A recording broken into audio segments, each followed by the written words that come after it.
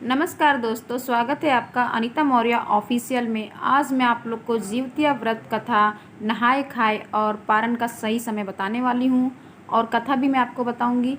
इस पर्व को जीवित पुत्रिका व्रत जीवतिया व्रत के नाम से भी जाना जाता है। इस साल जीवतिया व्रत 5 अक्टूबर को, नहाए खाए 6 अक्टूबर 2023 को रखा जाएगा। हिंदू पंचांग के अनुसार जीतिया या जीवित पुत्रिका व्रत आश्विन मास के कृष्ण पक्ष की अष्टमी से नवमी तिथि तक रखा जाता है और बड़ी मान्यता है जीवतिया व्रत का। अष्टमी तिथि 6 अक्टूबर को सुबह 6:34 से आरंभ होगी और 7 अक्टूबर को सुबह 8:08 पर समाप्त होगी। जीतिया व्रत 2023 का पारण टाइमिंग है 7 अक्टूबर को सुबह 8:10 के बाद कर सकेंगे।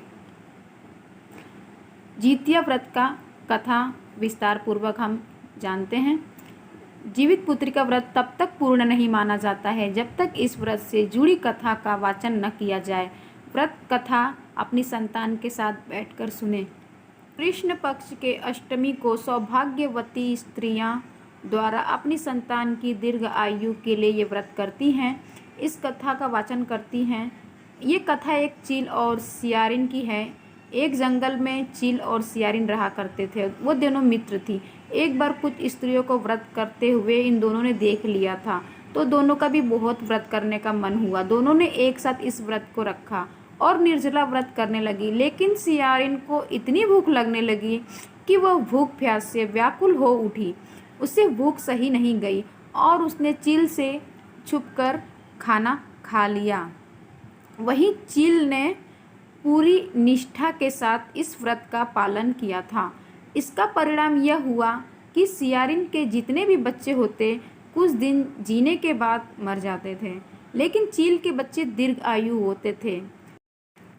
तब सियारिन को ज्ञात हुआ इस बात का कि जीवित पुत्रिका व्रत आधा दिन रहने से उसके बच्चे होते हैं, कुछ दिन जीते हैं और उसके व्रत तोड़ देने के कारण कुछ ही दिनों में मर जाते हैं। चलिए व्रत पूजा विधि के बारे में जानते हैं।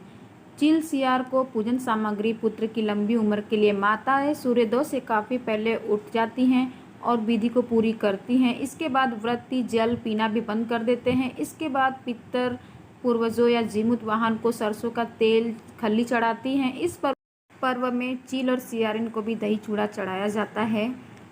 मान्यता है कि कुश का जीमूत वाहन बनाकर पानी में उसे डाल बांस के पत्ते, चंदन, फूल आदि से पूजा करने पर वंश की वृद्धि होती है। इसके बाद निम्न मंत्र का जाप किया जाता है। आप सभी को जीवतिया पर्व की हार्दिक शुभकामनाएं दोस्तों।